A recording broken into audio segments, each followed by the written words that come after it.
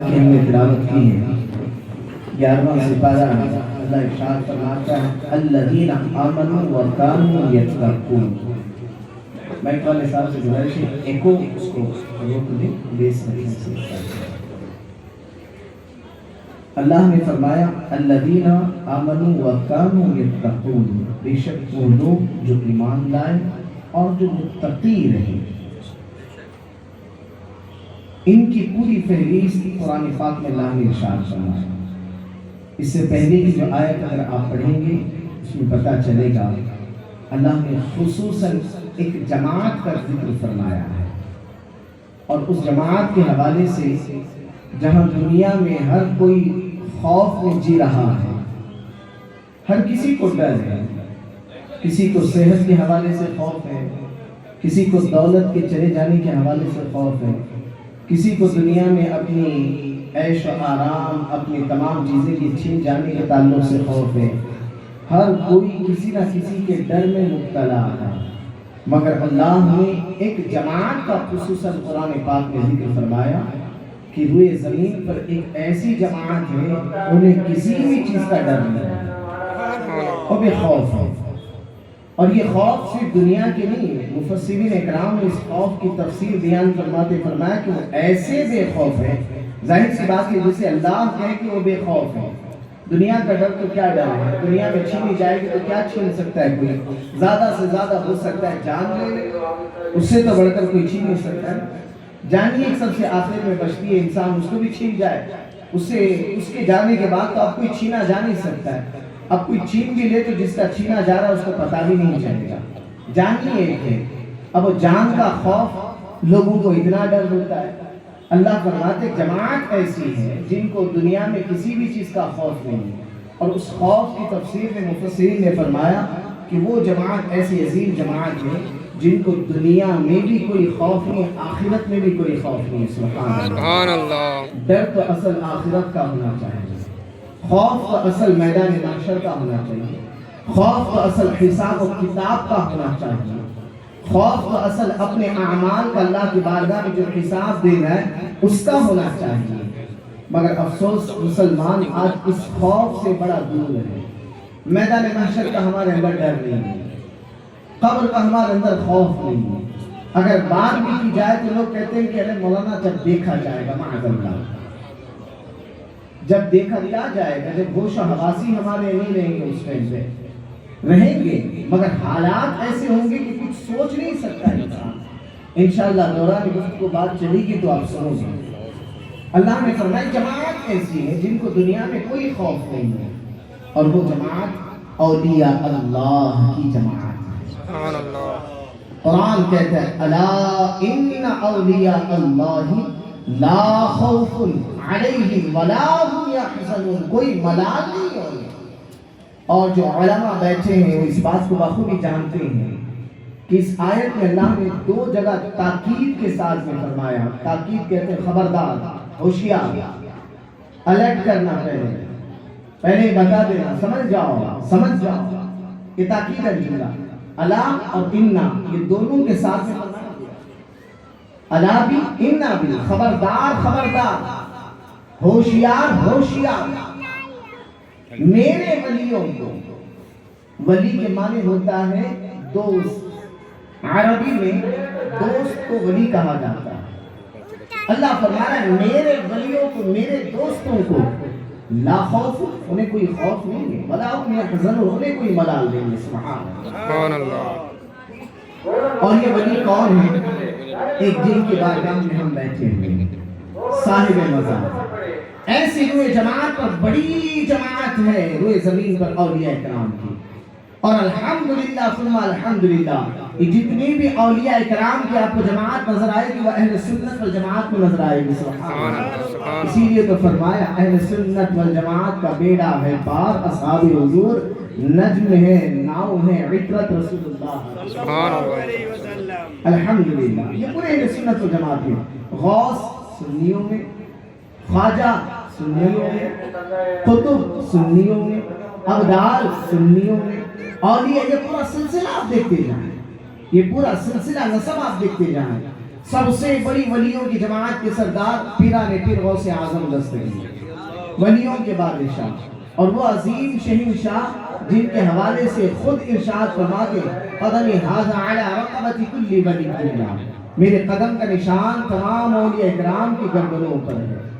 حضور غوث پاک رضی اللہ تعالیٰ عنہ نے فرمایا، غوث پاک رضی اللہ تعالیٰ عنہ سے آگے تابعین کی جماعت میں چلے جائیں، وہ بھی اہل سنت و جماعت، تبع تابعین، صحابہ، تمام نبیوں تک جو سلسلہ ملتا ہے، یہ پورا سلسلہ نسب، یہ پورا سلسلہ آپ کو اہل سنت و جماعت میں ملے گا۔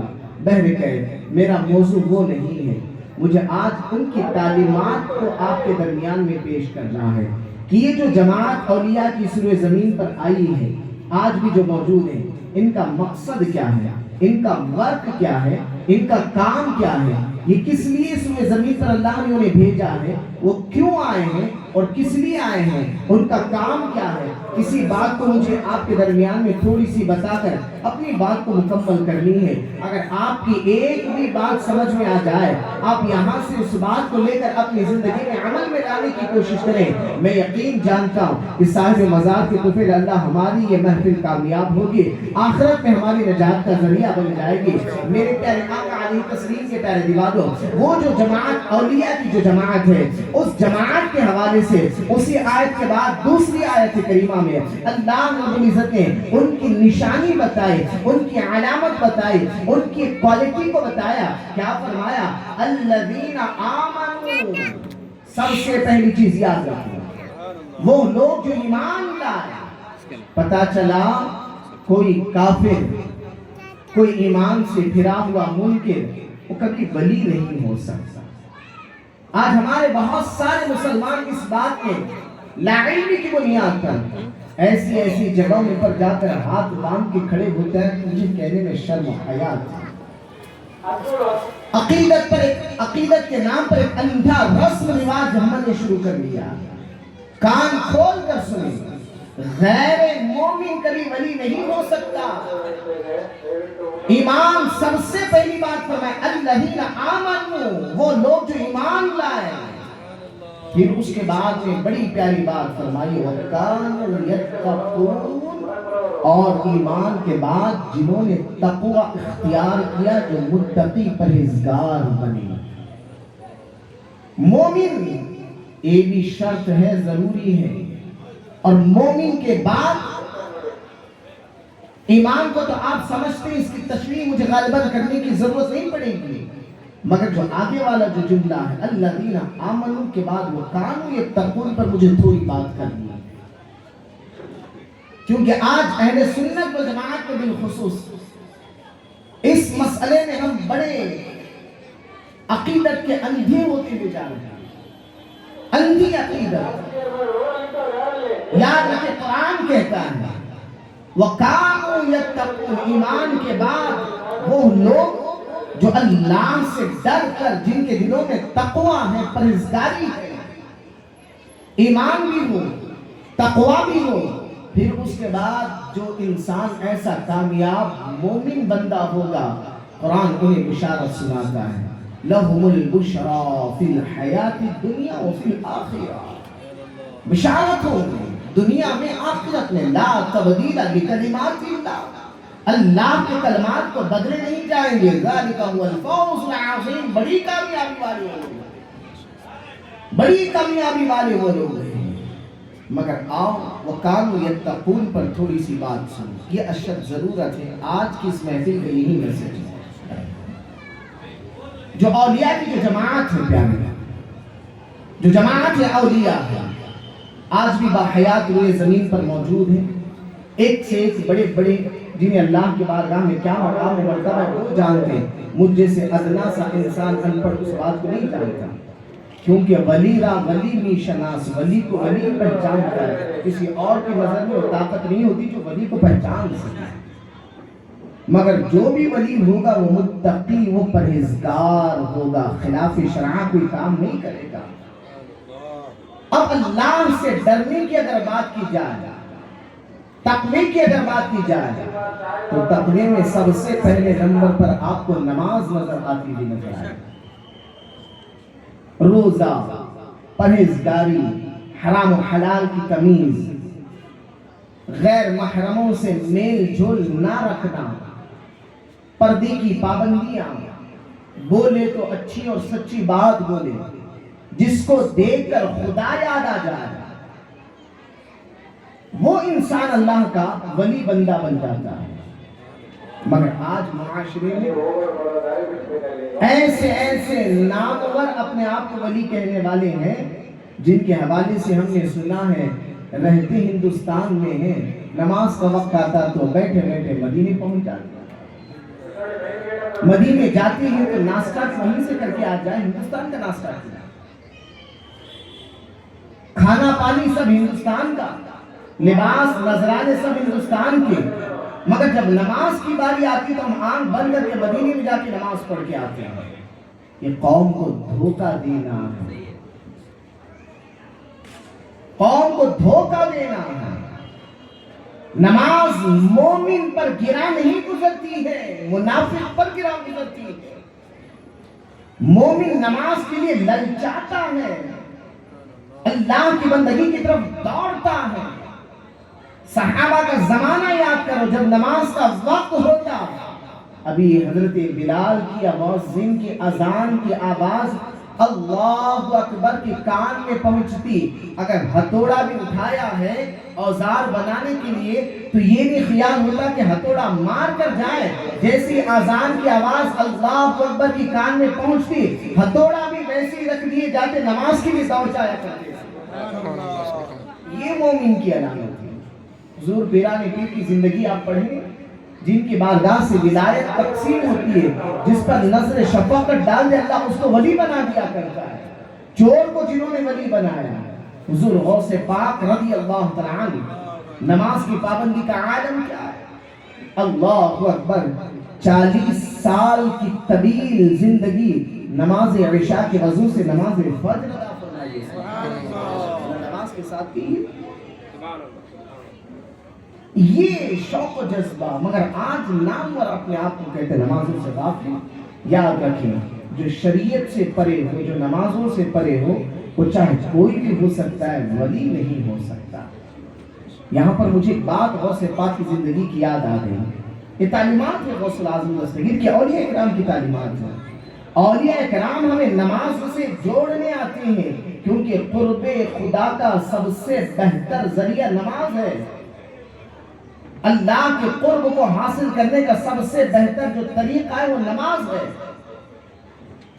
حدیث پاک میں نبی رحمت صلی اللہ علیہ وسلم نے ارشاد فرمایا، جب بندہ صاف ستھرا وضو کر کے اللہ اکبر کہہ کر نماز کے لیے کھڑا ہوتا ہے، بندے اور معبود کے درمیان کے تمام پردوں کو اٹھا لیا جاتا ہے۔ سبحان اللہ۔ مگر آج جو تمہیں نماز سے ہی دور کرنے کی کوشش کرے، بتاؤ کیا وہ ولی ہو سکتا ہے؟ نبی کی آنکھوں کی ٹھنڈک نماز، قرۃ عین بالصلاۃ، میرے آقا کریم صلی اللہ علیہ وسلم نے فرمایا، او کما قال صلی اللہ علیہ وسلم۔ اب اس ٹھنڈک کے اندر اگر کوئی بھی اپنی جانب سے کمی کی کوشش کرتا ہے تو بتاؤ کیا وہ ولی ہو سکتا ہے؟ یہ تقوی میں سب سے پہلی چیز، پھر اس کے بعد آگے بڑھیں۔ اولیاء کرام نبی کی سنتوں کو سکھانے کے لیے تشریف لاتے ہیں، نبی کے آداب زندگی بتانے کے لیے تشریف لاتے ہیں۔ اور یہاں پر رک کر میں ایک بات آپ کو بتاؤں کیا ہے، میرے آقا نبی کریم صلی اللہ علیہ وسلم کی زندگی مبارکہ اتنی عظیم، اتنی حسین، اتنی اچھی زندگی تھی کہ قرآن نے اس زندگی کے حوالے سے فرمایا، اِنَّكَ لَعَلَىٰ خُلْقٍ عَظِيمٍ، اے محبوب آپ کا اخلاق سب سے اچھا ہے، خلق عظیم ہے۔ مگر افسوس، آج اس نبی کا کلمہ پڑھنے والا انسان لباسی طور پر، رہن سہن کے طور پر، زبانی طور پر، عملی طور پر، جس کی فیلڈ میں آپ اس کو دیکھ لیں، وہ نبی کی سنتوں کو چھوڑ کر آج غیروں کے طریقے پر جیتا ہونا رہا ہے۔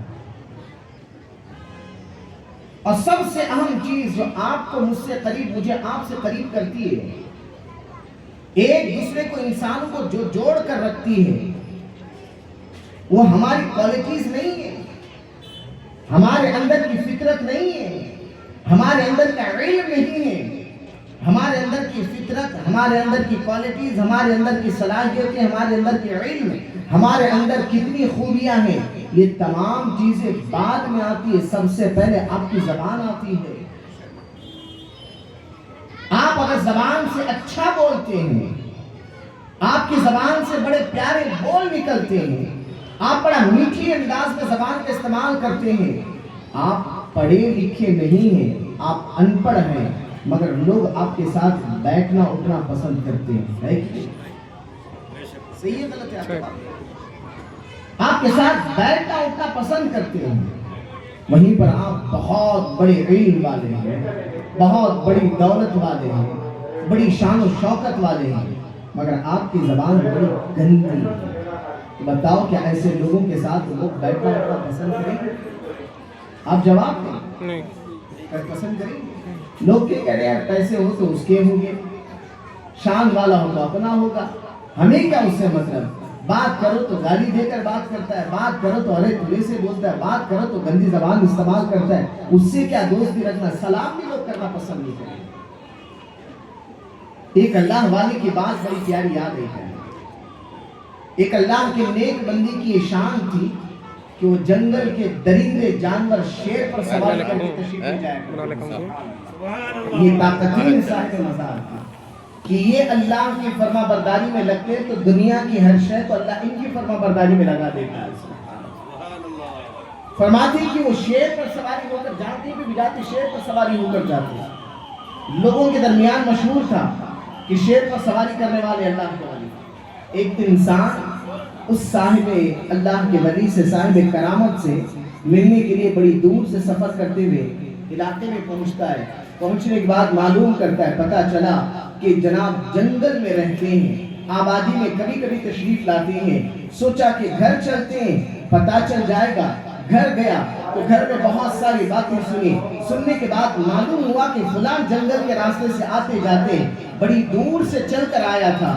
جب ان کی بارگاہ میں چلا، جب راستے میں دیکھا، کیا دیکھتا ہے کہ واقعی جنگل میں شیر پر سواری کر کے حضرت تشریف لا رہے ہیں. شیر ایک بکری کی طرح حضرت کو اپنی پشت پر بٹھائے ہوئے آرام و اطمینان کے ساتھ جنگل میں لے کر آ رہا ہے. حضرت آرام سے تشریف فرما ہے. انسان نے دیکھا، آنکھیں پھٹی کی پھٹی رہ گئی کہ کیا بات ہے، اتنی بڑی کرامت، اتنی بڑی طاقت کہ جنگل کا جانور اور وہ درندہ جانور جس سے ہر کوئی ڈر کر بھاگ جاتا ہے، یہ ان کے سامنے دم ہلا رہا ہے اور ان سے بات چیت کر کے اطمینان کے ساتھ حضرت کی خدمت کر رہا ہے. صاحب مزار نے دیکھا، آج صاحب انسان، اس انسان نے صاحب کرامت کو دیکھ کر آگے بڑھتا ہے، ہاتھ چومتا ہے، دستبوسی کرتا ہے. پھر اس کے بعد کہتا ہے، حضرت میں بڑی دور سے آپ سے ملاقات کرنے کے لیے آیا ہوں، مگر اس سے پہلے گھر گیا، مگر بات بڑی عجیب لگی. اللہ والے نے بڑی بات کی. فرماتے انسان سن، اگر تیری زبان اچھی ہوگی، انسان تو انسان، جانور بھی تیرا کہاں مانتا ہوا نظر آئے گا.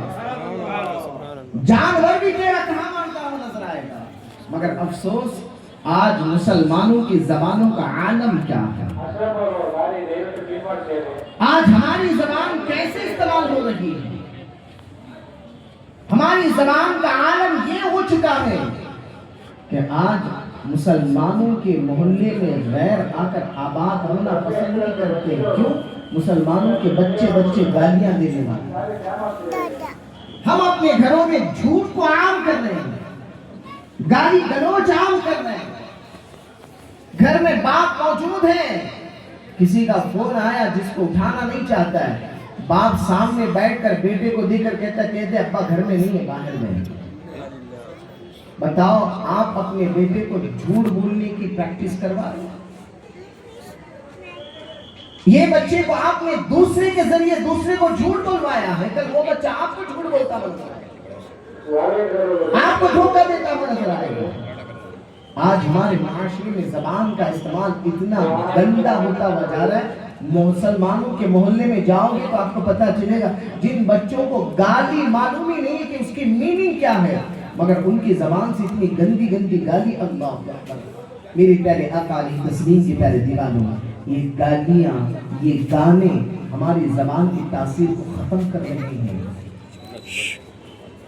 دل پر ہاتھ رکھ کر بتاؤ، بزنس کے میدان میں کتنے ایسے مسلمان ہیں جن سے غیر تجارت کرنا پسند کرتے ہیں کفار. زبان کے غلط استعمال کی بنیاد پر کل تک جو میدان مسلمانوں کا بزنس کا کامیابی کا میدان تھا، ایسی کامیابی حضور پیران پیر ولیوں کے سردار حضور غوث پاک رضی اللہ تعالیٰ عنہ، اتنے بڑے بزنس مین، بغداد کے بڑے تاجروں میں غوث پاک کا نام آتا. پوری شپ یعنی پانی کی پوری جہاز غوث پاک کا مال سامان تجارت دوسری کنٹری جایا کرتا تھا. کیسے زبان کا استعمال ہوا، مگر آج ہماری زبانوں کا استعمال کتنا گندا ہوتا جا رہا ہے. بہرکیف وقت اجازت نہیں دیتا کہ میں مزید بات کو بڑھاؤں. اسی سلسلے میں ایک بات بتا کر اپنی بات کو مکمل کروں. آؤ میں آپ کو یہ بھی بات بتاؤں، اسی زبان کے صحیح استعمال سے اسی ملک ہندوستان میں ولیوں کے غوث العظم دستگیر رضی اللہ تعالیٰ عنہ کی بارگاہ سے اجازت لے کر ذات تشریف لانے والی خواجہ خواجگاہ ہند الولی عطا رسول نے کیسے دین کو عام کیا. یہ اولیاء کرام کی تعلیمات ہے، یہ ان کا مشن ہے. یہ صاحب مزار اور جتنے بھی علاقوں میں اولیاء کرام رہا کرتے وہ کسی خاص مقصد کے تحت ان علاقوں میں تشریف لائے ہیں. وہ صرف اس لیے نہیں آئے تھے کہ ان کے وصال کے بعد میں اس کی تقریب کی جائے، قوالی کی جائے، میلے ٹھیلے لگے جائیں، لوگ وہاں پر آ کر جشن منائیں. نہیں پیارے، یہ اللہ والے اولیاء کرام ایک خاص مقصد کے تحت علاقے میں تشریف لایا کرتے تھے، اور وہ مقصد یہ ہوتا اللہ کی راہ سے ہٹے ہوئے لوگوں کو راہ خدا میں ملا دیا جائے، اللہ سے لگا دیا جائے، اللہ رب العزت کا خوف ان کے دلوں میں پیدا کیا جائے، ان کو دیندار بنا دیا جائے، اللہ کی سچی محبت، نبی کی سچی محبت ان کے دلوں میں پلا دیا جائے، انہیں اللہ والا بنا دیا جائے. اسی لیے جس نے بھی اللہ والوں کی صحبتوں کو اختیار کیا ہے وہ انسان کامل بن کر زندگی گزارا ہے، مگر جس نے بھی ان سے دوری اختیار کر لی وہ انسان دور کا دور رہ گیا. مگر افسوس آج ہم بھی اللہ والوں کی بارگاہ میں حاضر ہوتے. یاد رکھیں، جب تک یہ حیات میں زندہ رہا کرتے تھے تب بھی ان کی دعاؤں سے معاشرے میں اللہ کا فیض عام ہوا کرتا تھا. ظاہری طور پر دنیا سے وصال کے بعد بھی آج بھی صاحب مزار اپنی قبر میں زندہ رہ کر ہماری حاجتوں کو پوری کروایا کرتی ہے، اللہ کی بارگاہ سے فیض دلانے کا بہتر وسیلہ بنا کرتی ہے. مگر وہ انسان کامیاب آج بھی ہو سکتا ہے جو ان کی بارگاہ میں آ کر ان کے مشن کے حوالے سے بات کرے. اے صاحب مزار، جس مشن کے لیے آپ تشریف لائے تھے اللہ ہمیں اس مشن پر راغب کر دے، ہمیں بھی اس مشن کی طرف کامیابی عطا کر دے. اور ان کا مشن کیا تھا؟ بھٹکے ہوئوں کو راہ ہدایت دلانا، دین کی تعلیمات کو عام کرنا، اللہ اور اس کے رسول کے پیغام کو پہنچانا. اسی مشن کو لے کر اس ہندوستان کی سرزمین پر سب سے پہلے خواجہ خواجہ ہند الولی عطا رسول حضور سرکار سیدنا خواجہ غریب نواز رضی اللہ تعالی عنہ تشریف لائے. کیسا مشن کو عام کیا؟ غوث اعظم دستگیر رضی اللہ تعالی عنہ کی تعلیمات کو، صحابہ کی تعلیمات کو، اللہ والوں کی تعلیمات کو، میرے آقا کی تعلیمات کو کیسے میرے غریب نواز نے عام کیا. اکیلے تنے تنہا معین الدین اجمیری نے ایک نہیں دو نہیں بلکہ 90 لاکھ کافروں کو دار اسلام میں داخلہ عطا فرمایا. سبحان اللہ، سبحان اللہ. مگر آج ہم بھی مومن مسلمان ہیں، ہم سے کتنے غیر اسلام کی طرف آتے ہوئے نظر آتے ہیں.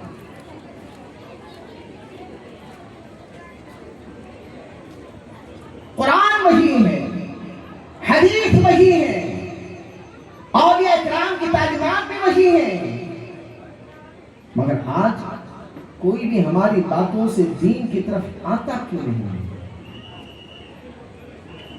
پتہ چلا تمام چیزیں تو وہی ہے، مگر آج پہنچانے کا جو طریقہ ہے غالباً اس میں کچھ کمیاں ہونا شروع ہو چکی ہیں. انتظامیہ کمیٹی نے غیروں کی تو بات اپنی جگہ پر، اتنا عالیشان پروگرام، اتنی ساری کرسیاں، یہ لائٹنگ، یہ مائک، مہمانوں کو دور سے بلایا، یہ تمام چیزیں کی ہیں. انہوں نے تو اپنی ذمہ داری ادا کر دی ہے. جو لوگ آ کر فوراً میلے ادھر ادھر جا رہے ہیں، کیا آپ نے اپنی ذمہ داری ادا کی؟ یہ کس لیے پروگرام کو سجایا گیا ہے؟ تاکہ ان اللہ والوں کے پیغامات کو عام کیا جائے، ان کی تعلیمات کو، ان کے مشن کو لوگوں تک بتایا جائے۔ جب ہم یہاں پر آنے والوں میں غالباً ہو سکتا ہے 90-80% مسلمان کلمہ گو ہیں، جب ہم مسلمانوں کے اندر یہ دین سننے کا جذبہ اتنا زیرو کے لیول پر آ جائے تو غیروں کے اندر کہاں سے آئے گا؟ جمعہ کے دن ہماری قوم کو دیکھ لیں، جب تک ہم قرآن و حدیث کو سنیں گے نہیں تو سمجھیں گے کیسے، اور سمجھیں گے نہیں تو عمل کریں گے کیسے؟ ہم نے تو سب کچھ یوٹیوب سے سیکھنے کا طریقہ پیدا کر دیا، ہم نے تو سب کچھ گھر بیٹھے بٹھائے، سونے سے پہلے تھوڑی دیر کچھ تقریر سن لی، اور اللہ ماشاءاللہ بہت سارے تو اچھے بھی ہوتے، زیادہ تر ایسے لوگوں کی تقاریر کو سنتے کہ صبح اٹھ کر پوچھتے کہ اللہ کے ایک ہونے کے حوالے سے دلیل کیا معنی ہے؟ تو تمہاری ایمان سے کھیل گئے، ہوش کے سانس لو، قرب قیامت کا زمانہ ہے، ایمان ہمارے سینوں سے ایسے نہ چلی جائے جس کے حوالے سے میرے آقا نے بشارت عطا فرمائی تھی 1400 سال پہلے کہ قرب قیامت ایسا بھی دور آئے گا، صبح میں انسان مسلمان ہوگا، شام میں کفر کی سیاہی سر پر منڈلاتی ہوگی۔ اللہ آج اسی یوٹیوب کے ذریعے سے ایمان لٹیرے بہت سارے ہیں، مگر پیارے اگر صحیح تعلیمات چاہتے ہو تو علماء قرآن و حدیث شریعت کی باتوں کو صحیح معنوں میں سننے کی کوشش کرو۔ آپ کو ہر زبان میں سمجھانے کے لیے کوشش کی جاتی ہے، ہندی سمجھ میں آئے ہندی میں، اردو سمجھ میں آئے اردو میں، انگریزی سمجھ میں آئے انگریزی میں، کنڑا سمجھ میں آئے کنڑا میں، مگر افسوس ہم سمجھنا نہیں چاہتے، ہم سننا نہیں چاہتے۔ اللہ اکبر، اللہ اکبر۔ ہمیں یہاں پر یہ سوچنے کا مقام ہے، سوچنے کی ہمیں ضرورت ہے تاکہ ہم اپنے آپ کو سدھار سکیں۔ آخری بات بتا کر اپنی بات کو مکمل کر لوں۔ حضور سرکار سیدنا خواجہ غریب نواز رضی اللہ تعالیٰ عنہ تعلیمات اولیاء کرام اس زبان کے استعمال کے حوالے سے کہ ہماری زبان کا استعمال کیسے ہونا چاہیے، اپنا ہو یا پرایا ہو، غیر ہو یا اپنا ہو، کوئی بھی کیوں نہ ہو، آپ جب بھی بولیں سچی سیدھی بات بولنے کی کوشش کریں۔ مومنوں کی نشانیوں میں سے سورہ مومنین کی تلاوت کریں، آپ کو پتا چلے گا اللہ نے ایک مومن کی علامت بیان فرمائی ہے کہ مومن جب بھی بولتا ہے وہ سیدھی زبان بولتا ہے، وہ اچھا بولتا ہے، وہ سچی بات بولتا ہے، جھوٹ نہیں بولتا۔ اور جھوٹ کے حوالے سے تو قرآن میں فرمایا لعنت اللہ علی الکاذبین، جھوٹوں پر اللہ کی لعنتیں ہوا کرتی ہیں۔ مگر آج مسلمان ان تمام مسائل میں سب سے زیادہ گھراؤ پر نظر آتا ہے۔ مگر آؤ میں آپ کو بتاؤ دین کا کام کیسے ہوگا۔ غریب نواز نے اس ملک ہندوستان پر دین کو کیسے عام کیا۔ غریب نواز کا چلنا بھی قرآن کے مطابق تھا، غریب نواز کا بولنا بھی قرآن کے مطابق تھا، غریب نواز کا ہر اخلاق، ہر چیز قرآن و حدیث کے مطابق تھی۔ غریب نواز کی زندگی کو خیر دیکھتے تھے، قرآن و حدیث کی تفسیر نظر آتی، قرآن سے قریب ہوتے، غریب نواز سے قریب ہو کر حتیٰ کہ عالم یہ ہوتا غریب نواز کی محفل میں بیٹھ کر غریب نواز کی بات کو سن کر اسلام قبول کر کے غریب نواز کی محفل سے اٹھا کرتے تھے۔ اپنا ہو یا پرایا ہو، کوئی بھی آئے، غریب نواز کی زبان بڑی اچھی ہوتی تھی۔ میرے پیارے آقا علیہ التسلیم کے پیارے دیوانوں، جب غریب نواز سرکار سیدنا خواجہ معین الدین اجمیری حسن سنجیری رضی اللہ تعالیٰ عنہ نے دین کو اس قدر عام کرنا شروع کیا، اس وقت کا جو راجہ تھا کافر پرتھوی راج چوہان، بڑی پریشانی ہوتی ہے اگر یہی حال رہا، اسلام عام ہو جائے گا، ہر کوئی مسلمان بن جائے گا، پھر ہمارے دھرم کا کیا ہوگا۔ وہ جانتا تھا صوفیوں کو ایسے نہیں نکالا جاتا، کیونکہ وہ جان چکا تھا جب راستے سے اٹھایا گیا اونٹ بیٹھے کے بیٹھے رہ گئے، پانی کو بند کیا گیا، گیا, ان کے حکم پر انا ساگر ان کے دستبوسی قدم بوسی کے لیے آ گیا, جادوگر کی کوششیں کی گئی, وہ بھی ہار کر اسلام قبول کر لیا, تمام چیزیں طاقتیں کھٹ گئی. اب پرتھوی راج چوہان کے ذہن میں ایک بات سوچتی ہے, کیسے بھی سازش کر کے جاسوسوں کے ذریعے سے معین الدین اجمیری کو ختم کر دیا جائے, زبان کا اچھا استعمال ہو. یاد رکھیں دشمن بھی آپ کا بنتا ہوا نظر آئے گا, زبان اگر اچھی کر لو گے ہر کوئی آپ سے محبت کرنے والا بن جائے گا. اللہ اکبر. پرتھوی راج چوہان نے ایک انسان کو جو اس وقت راجپوتانے گھرانے کا نوجوان تھا, جس کے حوالے سے مشہور تھا, ایسا نوجوان, ایسا چال باز جو گھٹ کی طرح رنگ بدل دے, اور ایسا سازش کرنے والا انسان کہ کوئی بھی اسے پہچان نہیں سکتا.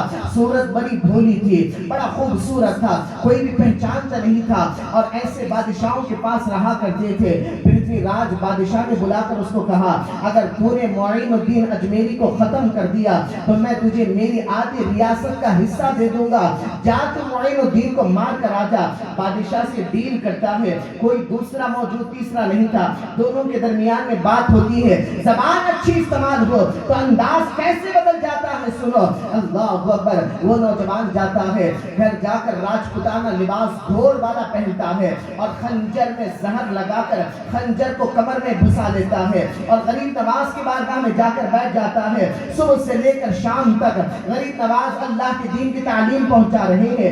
اپنے بھی آتے تھے, پرائے بھی آتے تھے, جسے اللہ توفیق دیتا اسلام قبول کر کے اٹھتا. اللہ اکبر. نماز ظہر کا وقت ہوا, غریب نواز رضی اللہ تعالیٰ عنہ کی محفل برخاست ہوتی ہے. میرے غریب نواز نے فرمایا, ہر کوئی آنے والے اپنے اپنے کام میں کامیاب ہو رہے ہیں, تم میں سے کوئی اور مقصد سے آیا ہے تو وہ بھی کامیاب ہو جائے. مگر وہ نوجوان جو بیٹھا تھا بیٹھے کا رہ جاتا ہے, پیر اٹھتے تک نہیں ہے, ایسا لگتا ہے کہ زمین نے جکیڑ دیا ہے. نماز عصر کا وقت ہوتا ہے, نوجوان اٹھنے کا نام نہیں لیتا. جیسے ہی سورج غروب ہونے لگا, شام رات ہونے لگے, میرے غریب نواز رضی اللہ تعالیٰ عنہ اس نوجوان کے پاس قریب جاتے ہیں, اور اس کے دونوں بازوؤں کو اپنے ہاتھ سے پکڑا, اور پکڑ کر کہا, بیٹا اٹھ کر کھڑے ہو جاؤ. جیسے ہی لفظ بیٹا سنا, دل میں بات تیر کی طرح چبھتی ہے. محبت والا جملہ, پیار سے بات کرنا, زبان کا استعمال صحیح ہونا, یہ ان اللہ والوں کی تعلیمات ہیں, یہ ان کا مشن ہے. یہاں سے کسی کو بھی خالی لوٹایا نہیں جاتا ہے. کیوں؟ کیونکہ اللہ رب العزت نے انہیں وہ طاقت عطا فرمائی ہے. جب تک یہ زمین پر رہے, اپنے جسم کے اعضاء کا انہوں نے صحیح استعمال کیا ہے. سرکار خالد نواز رضی اللہ تعالیٰ عنہ نے اس نوجوان کو, جبکہ میرے خواجہ معین الدین جانتے تھے, اللہ نے وہ کشف کی طاقت انہیں عطا فرمائی ہے. حدیث پاک میں نبی رحمت صلی اللہ علیہ وسلم نے فرمایا, اتقوا فراست المؤمنین ینظروا بنور اللہ. مومن کی فراست سے بچو, کیونکہ وہ اللہ کے نور سے دیکھا کرتا ہے. اولیاء کاملین کی جو جماعت ہے, اولیاء کرام دلوں کے حالات سے باخبر ہو جاتے ہیں. اسی لیے تو فرمایا, جب علماء کی بارگاہ میں جاؤ تو زبان سنبھال کر جاؤ, جب اللہ والوں کی بارگاہ میں جاؤ تو دلوں کو سنبھال کر جاؤ, کیونکہ یہاں پر زبان اور دل دونوں بھی سمجھ جایا جاتا ہے. جیسے ہی میرے غریب نواز نے اسے بیٹا بول کر اٹھا کر کھڑا کیا, وہ نوجوان پسینے سے سیراب ہو جاتا ہے. وہ نوجوان کو غریب نواز نے فرمایا, بیٹا ہر آنے والا اپنے اپنے مقصد میں کامیاب ہوا, تو بھی کسی مقصد سے آیا تو تو بھی کامیاب ہو جا. آیا کس مقصد سے تھا؟ غریب نواز کو مارنے کی ارادے سے. مگر غریب نواز کا ایسا روب و دبدبا تھا کہ محفل میں اٹھ کر کھڑا نہیں ہو سکا, تنہائی میں حملہ نہیں کر سکا, مشن فیل ہو گیا. اب غریب نواز خود سامنے سے اس کو بیٹا بول کر اٹھا کر کھڑا کر رہے ہیں, کشمکش میں پریشان ہو چکا ہے, کہیں پھنس نہ جاؤں, کہیں میرا راز فاش نہ ہو جائے. اللہ اکبر. غریب نواز رضی اللہ تعالیٰ نے جیسے کہا کہ ہر کوئی اپنے مشن میں کامیاب ہے, تو بھی کسی کام سے آیا تو تو بھی اپنا کام کر لے. تو बात को घुमाते हुए टाल मटोलते कहा कि मैं क्या काम से आया, मैं महफिल में बैठने के लिए आया था। गरीब नवाज ने फरमाया कि जो महफिल में बैठने के लिए आते हैं, हमारे यहाँ पर खंजर और चाकू तलवार को लेकर नहीं आते। अब वो समझ चुका था कि मेरा राज फाश है। अपनी बात को मोड़ते हुए कहा कि ये खंजर रखना तो राजपूतों की शान की बात है, राजपूत तो कमर में खंजर रखना अपनी शान समझते हैं। सुनो कान खोलकर, अल्लाह इन अल्लाह वालों को कैसी ताकत अता फरमाता है। मेरे गरीब नवाज ख्वाजा मोइनुद्दीन अजमेरी ने फरमाया, ऐ बेटे सुन, खंजर रखना राजपूतों की शान की बात है, मगर आधी रियासत पर सौदा करके एक मोइनुद्दीन को मारकर आधी रियासत को हासिल करना, ये किसकी शान की बात है। जैसे ही उसने सुना कि राजा और उसके दरमियान में होने वाली तमाम गुफ्तगू को मोइनुद्दीन जान रहे हैं, कदमों में पड़ जाता है, कहता है कि आप आम इंसान नहीं हो।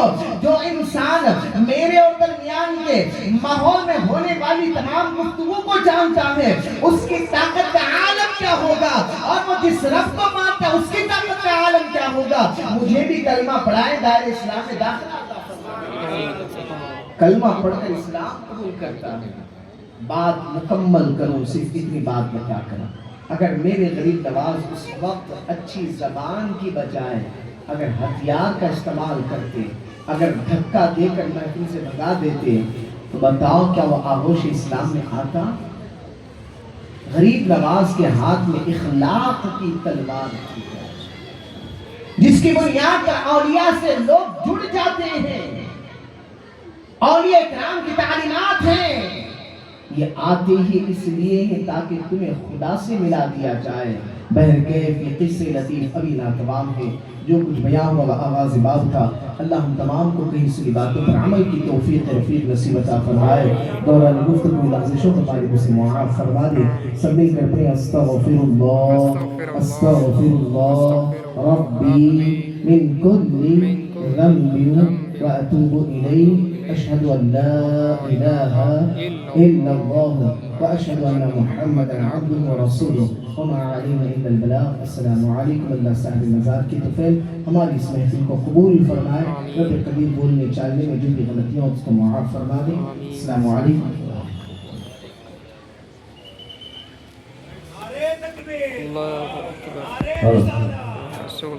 शुक्रिया। ತುಂಬ ಸುಂದರವಾಗಿ